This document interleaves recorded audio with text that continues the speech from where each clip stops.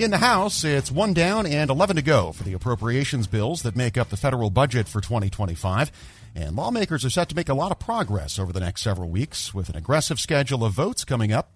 Loren Duggan is Deputy News Director at Bloomberg Government, and he's with us now with a look ahead to the coming week on Capitol Hill. And Loren, I guess the House is back tomorrow for really what is an appropriations intense week. I think there's 3 bills on the floor this week and a whole bunch more in subcommittee. Bring us up to speed on where we are with the 25 spending cycle. Yeah, so this is the latest week that's very spending focused in the House. As you mentioned, 3 of the bills on the floor. 1 has already gotten across the finish line on the House floor. And by the end of this week, the goal is to have everything through subcommittee as well. So the 5 markups this week will add to the 7 that have already been approved at the subcommittee level. So this is part of their goal, get them all done out of committee at least by July 10th and, then see where it goes from there. And I think we've seen at least some examples of policy writers that have made these into fairly one-sided endeavors that are probably not too likely to make it cleanly through the Senate side. How unclean are things at this point? I mean, these are very much GOP bills, and they're coming out of committee with GOP votes, and they're going to get across the floor with GOP votes. Very few Democrats, I think none, may end up supporting these. We saw that right before the recess with the defense authorization bill, which sets policy but also has spending levels in it, where it came out of committee. That one came out of committee very bipartisan, but by the end was pretty much a GOP-focused affair. So, these are also laying down markers for the debates we'll have later this year between the Republican House, Democratic Senate, Democratic administration about potentially final version. So it's no surprise that Republicans want, in their eyes, the most conservative, the most cutting, and the most far-reaching in terms of their policy goals in the bills that they're getting through their chamber, at least. And the Senate, of course, as we said, is out this week. But where are they in terms of teeing up their appropriations bills? Anywhere close to where the House is? No, nowhere close. They haven't started. They've been working on reaching top-line numbers, which is a really helpful thing, because when you know what you're going to spend in total, you can figure out what you're going to spend on each bill. They're working hard to get to that. Maybe when they get back in July, they'll get those numbers nailed down and then start getting them through committee. It's usually a more bipartisan affair, even at the committee level in the Senate. We'll see if that holds true again this year. There's a debate over there about whether to add more money for defense spending that probably isn't going to fly, given the larger picture that's going on. So a lot still to come in the Senate side, but no votes yet, even at the committee level. In your experience, how do election years tend to affect these appropriation cycles? I mean, is it more likely that folks try to get all the way done before the election, or they set things up so that they don't have to worry about it until after the election? Most of the time it takes till after the election. And the question at some point gets to how long is the continuing resolution going to run after September 30th and, beyond the election. It seems to me like no resolution is going to come of this until after the election, in part because the members of Congress will want to see what next year's administration and Congress are going to look like. If there's a flip in one or both chambers and a change in the administration, you could see people holding on to finalize it in the new year.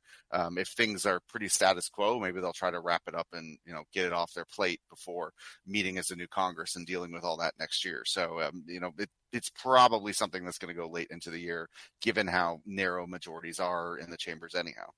And one of the few non-spending focused highlights this week is Pete Buttigieg, the transportation secretary, on Capitol Hill this week to testify. What are we expecting there? Yeah, he's going to the Transportation and Infrastructure Committee. He's up there a fair amount, obviously, talking about what his committee wants, but this is the committee that writes things like highway bills and FAA bills. They're not up immediately. They just did the FAA bill, but it's a chance for him to talk to members and share his priorities for the administration, and probably for Republican members on that panel to push back on some of the priorities they don't agree with. So it might be fairly standard fare, but a lot going on, obviously, in the transportation space, rails under that, and you could maybe see some discussion about rail safety. And also, obviously saw the Boeing chief executive was on Capitol Hill on the Senate side last week. I'm sure there might be questions about what they intend to do there. So, always an interesting hearing when he comes to talk about all that department has to do. And one policy issue making its way through that's not quite into floor territory yet, but I guess we're starting to see glimmers of a data privacy bill coming out of the Energy and Commerce Committee. What do we know about that? Yeah, this is a project of Kathy McMorris Rogers, who's the chairwoman of that committee, stepping down after this year. So this is kind of her last burst of activity. She's working closely with Frank Pallone, the ranking member, on data privacy legislation to set a national standard.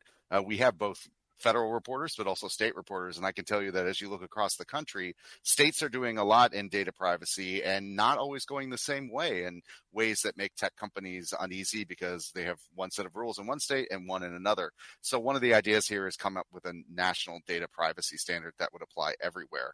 There's a bill that will likely be marked up this week that reflects the discussion that the two of them have had, but the leadership isn't 100% comfortable with that, we're hearing, and might not let it come to the floor in its current form. But getting that through committee with that kind of backing, probably on a bipartisan basis, would help build a case for it.